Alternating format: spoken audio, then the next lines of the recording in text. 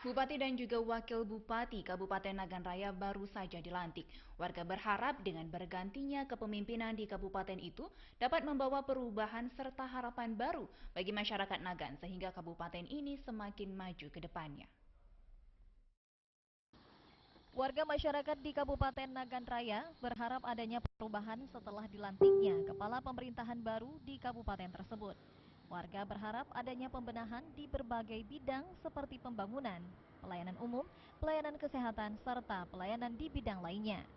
Saat ini, warga menilai masih banyak kekurangan dari pemerintah Nagan Raya, baik di segi pelayanan serta di bidang pembangunan yang belum merata dan hanya berpusat di satu titik saja. Kita harapkan dengan terpilihnya Bupati baru Nagan Raya ini bisa membawa perubahan baik dalam reformasi pemerintahan, pembangunan dan di sektor-sektor lain.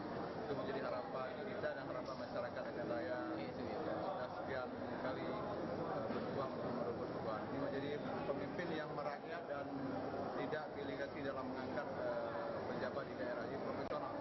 Selain itu, di bidang kepemudaan, warga berharap pemerintah mendukung program kepemudaan dan memberantas narkoba yang kini marak terjadi di kalangan pemuda di kabupaten tersebut. Dari Nagan Raya, Aziz Saputra, TVRI melaporkan.